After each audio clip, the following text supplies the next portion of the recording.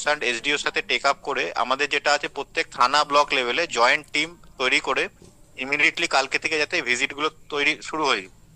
ফার্স্টে টার্গেট করতে হবে এই যে 2603 নাম্বার অফ কমপ্লেন্ট যেটা অলরেডি আমাদের নোটিশে আছে, এই স্পট গুলো লোকেশন গুলো ভিজিট করে তাদেরকে ভার্বালি কথা বলে ওয়ার্ন করে দেওয়া, আর যা যা ডেফিসিয়েন্সি আছে সেগুলো পিএইচই বা আদার্স যারা টেকনিক্যাল লাইন ডিপার্টমেন্ট আছে তারা সেটা টেক আপ করবেন।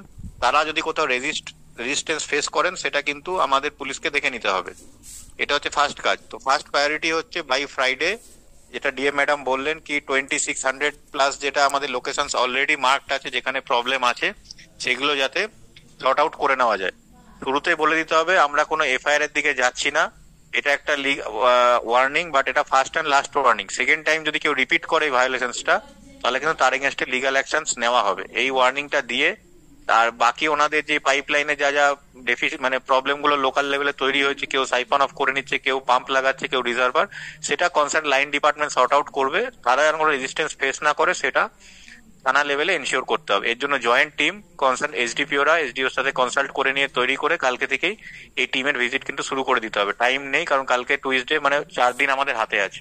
4 দিনের মধ্যে আমাদের এই কাজটা কমপ্লিট করতে হবে। ম্যাডাম এটাই আমার মনে হয় করলে আমরা ইনিশিয়াল রেজাল্টটা পেয়ে যাব।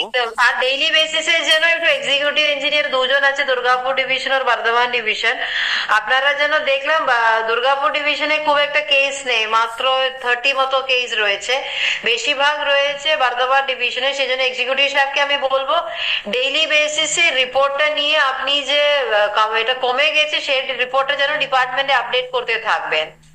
at least আমরা end of Friday we want to make it zero, না হলে কি হবে কিছু ফিগার থেকে যাবে, আমি বলতে পারবো না নেক্সট উইকে এমন ইনস্ট্রাকশন আসতে পারে এটা মানে আরো মানে স্ট্রিনজেন্ট অ্যাকশনে যাবে, জিডি হবে, এফআইআর হবে, এটা তো আরো একটা বড় ইস্যু আছে, বা ফাইন কিছু লাগাতে বললে সেটাও করতে হবে।